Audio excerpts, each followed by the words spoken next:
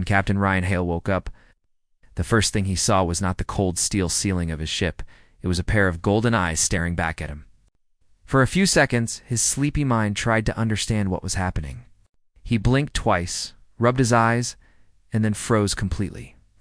There, on the small cot beside him, curled up like a frightened cat, was a girl. Her long silver hair fell across her shoulders, and two pointed ears, soft and covered with white fur, twitched faintly above her head. Ryan's heart jumped. What in the galaxy? He muttered under his breath, pulling the blanket slightly away. The girl's tail, long, bushy, and pure silver, was wrapped tightly around her waist. She looked peaceful, even innocent, but this wasn't normal. Not even close. Ryan sat up quickly, hitting his head on the upper bunk. Okay, this is either a dream or I've lost my mind. He glanced around the cabin of the Eclipse Dawn. Everything was exactly as it had been when he went to sleep. Navigation lights blinking. Oxygen level steady. Coffee mug still half full on the control desk. Nothing out of place. Except for her, the girl stirred, blinking sleepily. Her golden eyes met his again. She looked confused, scared even, and spoke softly in a voice that trembled like a whisper.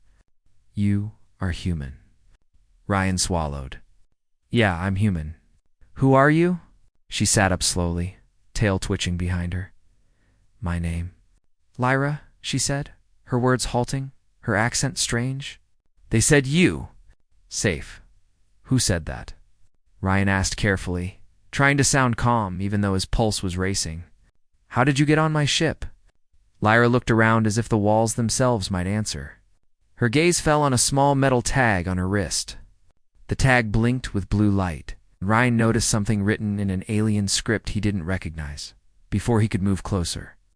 The ship's console beeped. A system alert flashed. Unauthorized airlock access.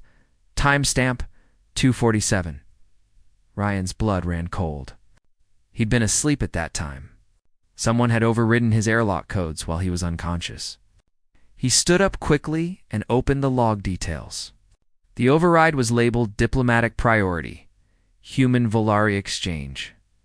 It's Volari, Ryan whispered.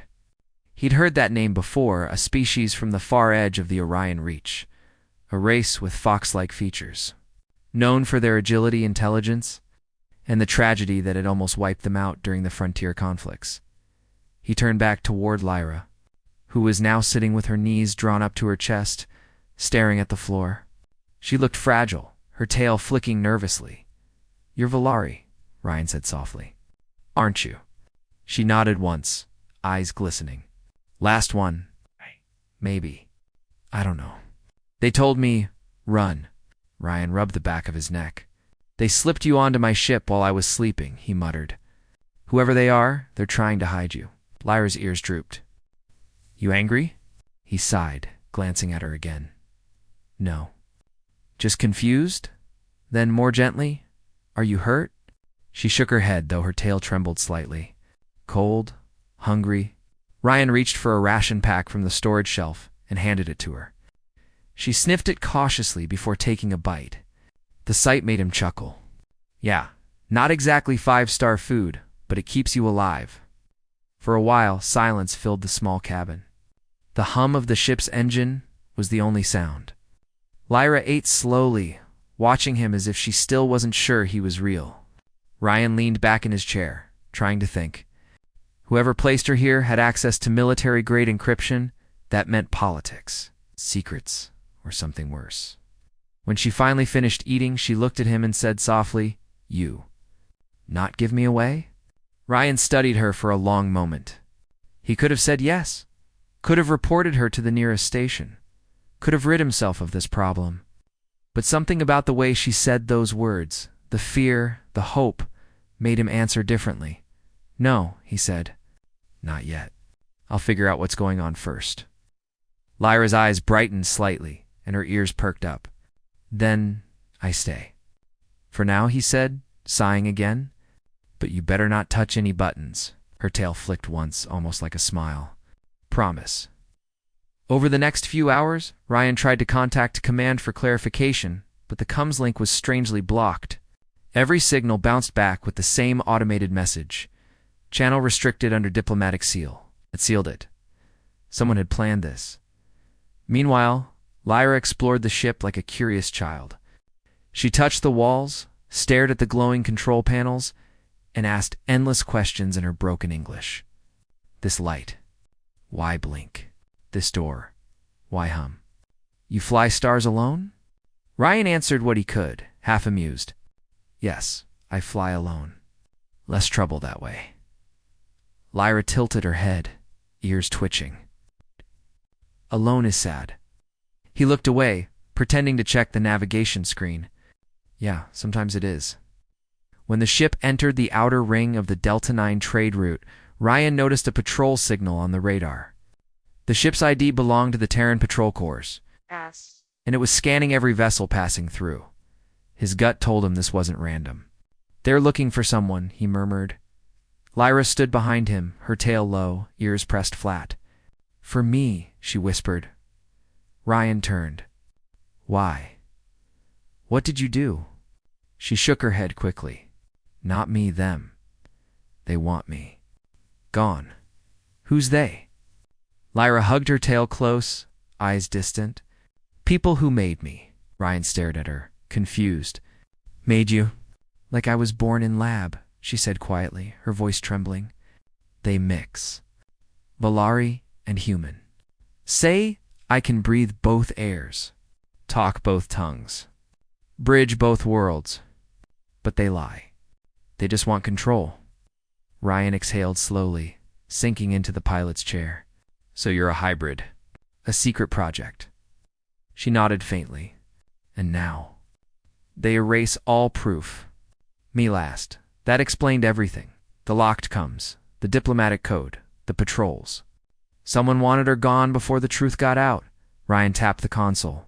Hold tight, he said, pulling the Eclipse Dawn into a sharp turn.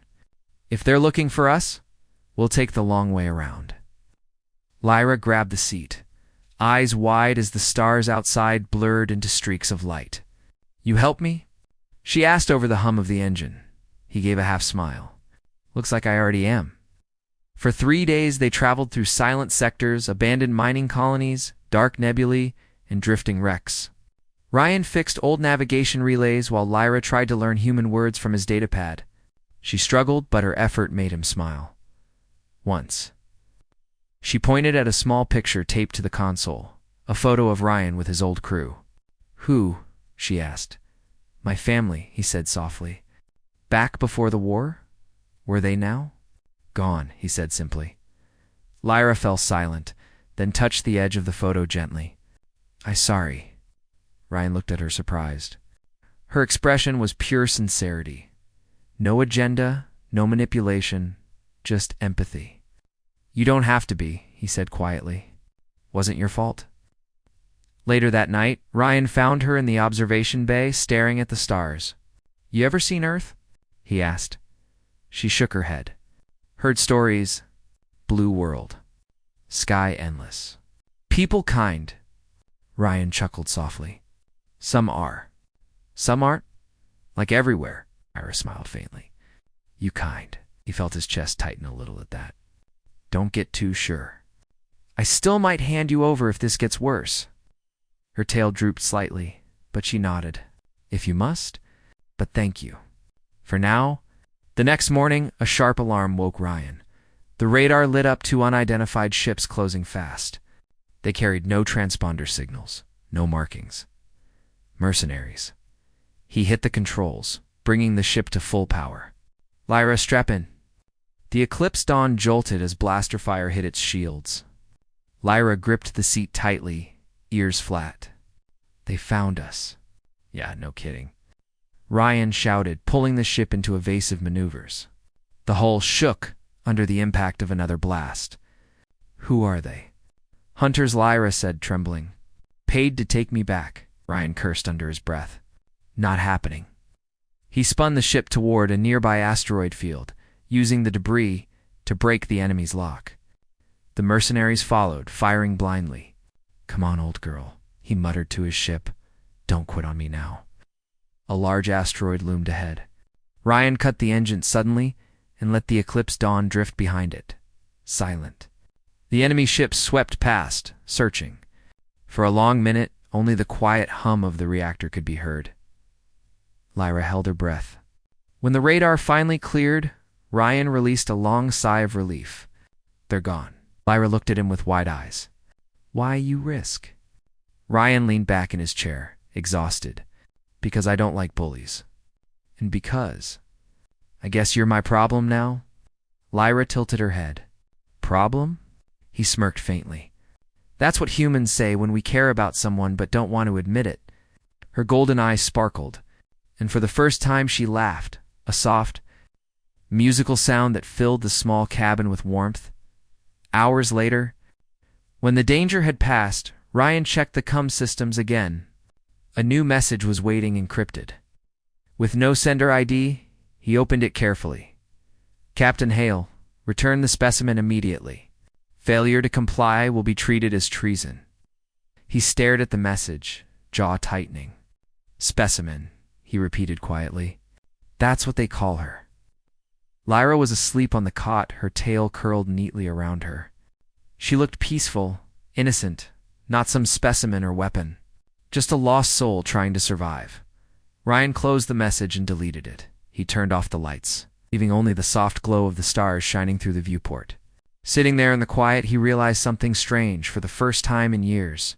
His ship didn't feel empty anymore.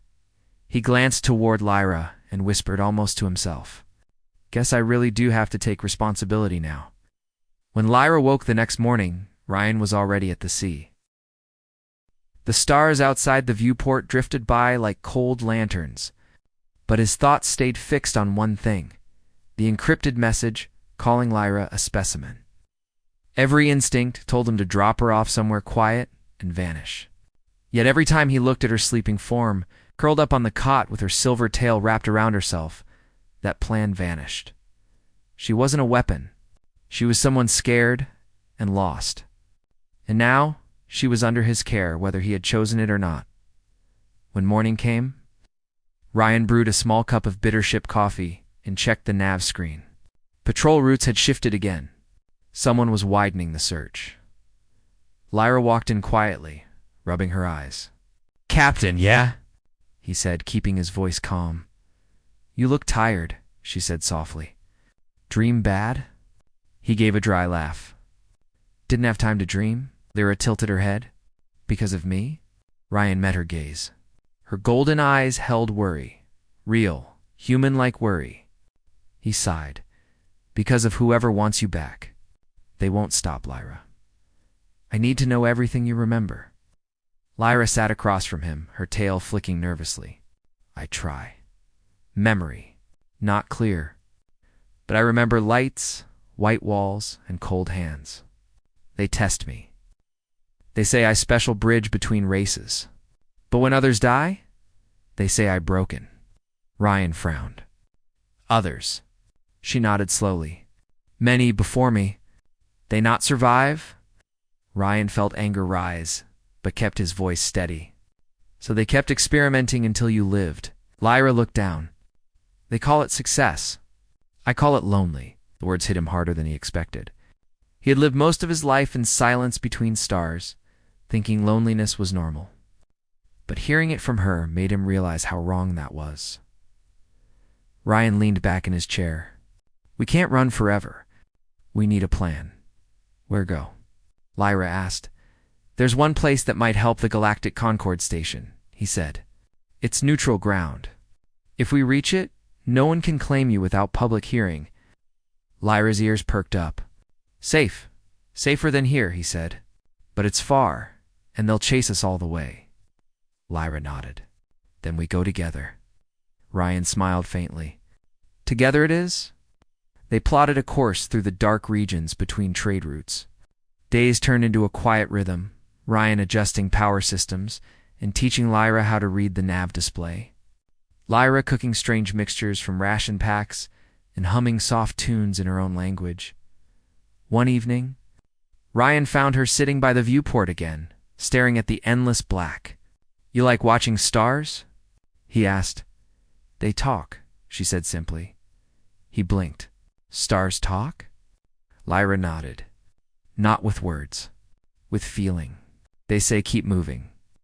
Ryan chuckled softly. That's good advice. Then, after a pause, she asked, Why you help me, Captain? You could give me back, get reward. He looked out at the stars.